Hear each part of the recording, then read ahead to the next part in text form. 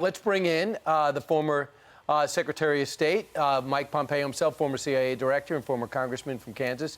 Mr. Secretary, welcome back. Good morning, Brian. It's great to be with you. I hope I don't have any tough panda questions this morning. There will be none, but there are questions that I could not wait to talk to you about. I remember the plan was in place, and President Biden referenced it yesterday because suddenly he doesn't want to break any plans that Donald Trump had. He said the pullout was supposed to happen in May. I extended it to 9/11, and it's accelerated. We're going to be totally out of Afghanistan August 31st. Do you like the way we're leaving? Do you agree with the decision?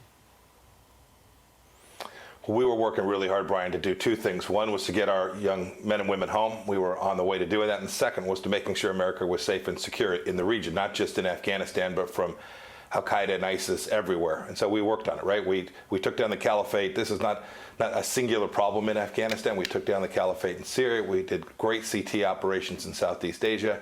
And then we'd made real progress in securing our capacity to understand what Al-Qaeda was doing in Afghanistan. There were fewer than 200 Al-Qaeda left in Afghanistan the day we left office. This was an enormous success. It's time to get our folks home. We've got to watch for Al-Qaeda and the rise of radical Islamic terrorism everywhere, not just there, right? There's still thousands of them in Yemen. There are still big pockets with Al-Shabaab in Africa. The CT fight's not going away, but it's time to reduce our force posture in Afghanistan and make sure our global CT footprint was exactly right. To zero? To zero in Afghanistan, Brian, I doubt it actually gets to zero. There'll still be some residual forces on the ground to preserve our capacity to have an embassy there. But we've got to make sure we have the force posture right. And I know there's folks worried about Taliban resurgence, right? The Taliban are one of the ethnic folks there. We have Pashto, we have Tajiks. It's many different people in Afghanistan. The Afghans need to step forward. They need to get this right. We provided billions and billions of dollars in resources to do that. We were prepared to continue spending some of that money to help them with their institutional capabilities and their military's capabilities. But our kids, our young men and women, it was time to bring them back home, Brian. There's an interesting story, kind of scary, very scary story out that the Pentagon has just released, saying we're moving closer to a nuclear war with our enemies, and they name Russia, China, North Korea, and Iran. How serious is this? So I actually read this report very carefully yesterday, Ainsley. Most of it was very well done. There were a few things I thought they had wrong, but the point is well taken. The United States is one of the only nations that refused for so long to modernize its nuclear capabilities and to make sure its nuclear strategies were right. We reversed what the Obama administration was doing. I've been pleased so far. The Biden team has allowed a particular set of nuclear modernization programs to continue to go forward, and Congress has funded it. I think that's a really good thing. If you go through the list of names you just identified, Ainsley, those were the countries, if you look at the file that I had on behalf of President Trump, Iran, North Korea, China, Russia, all nuclear powers. We were very focused on this issue of proliferation and making sure we had the right strategy, the right military strategy, the right diplomatic strategy, and certainly the right nuclear force posture so that we could deter those very adversaries that you listed there.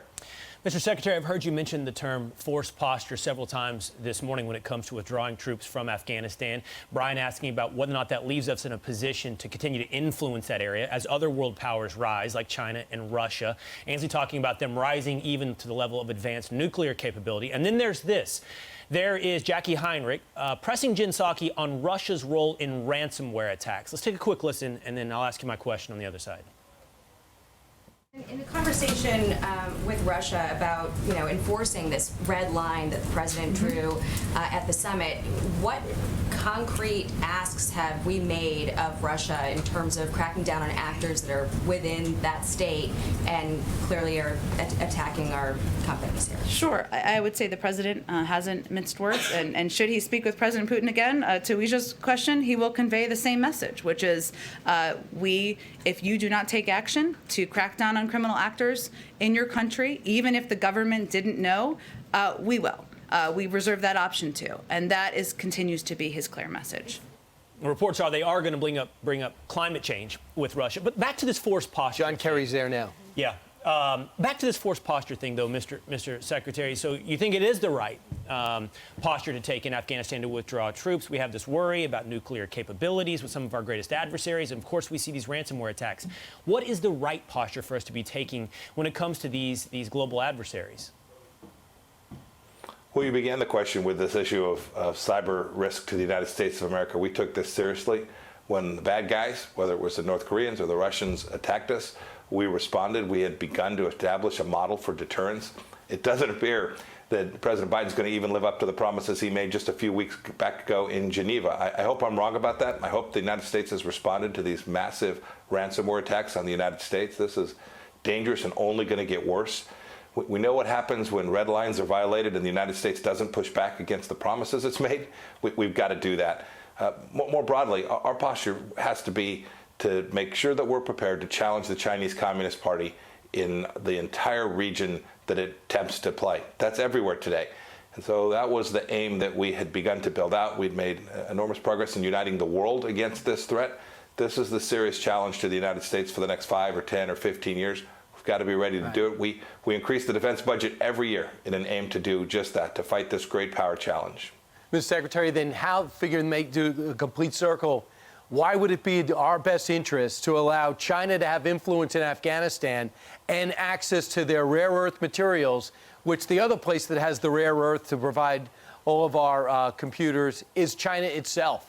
So we pulled out and lost all that influence and the location right between Iran, Russia, and China. How is that in America's best interest after we put billions into those bases? Well, Brian, I don't think we're abandoning the region at all. We've supported lots of countries in the region. We've developed close relationships with the Indians. We'd worked hard with Pakistan to deter some of their worst behaviors as well. Your point about the region is exactly right. I second your motion. We worked hard with the Central Asian countries, Tajikistan, Kazakhstan, the Uzbeks, all of them. These were an important part of what the Trump administration was doing. It didn't get much attention, but I spent a lot of time working with those countries to build out a capacity for the United States to have influence in that very region you're describing. You know, Afghanistan does sit in a particularly important place. We're not abandoning them. I think there will still be tens of billions of dollars flow to Afghanistan in 2022 and 2023. That may well be appropriate. The administration will have to figure that out. And as for rare earths, I promise you, the Trump administration was working diligently. We had a plan to make sure that we would have access to the rare earth materials that we needed. I hope that this administration will continue to move down that path. Mr. Secretary, thank you so much for coming on with us.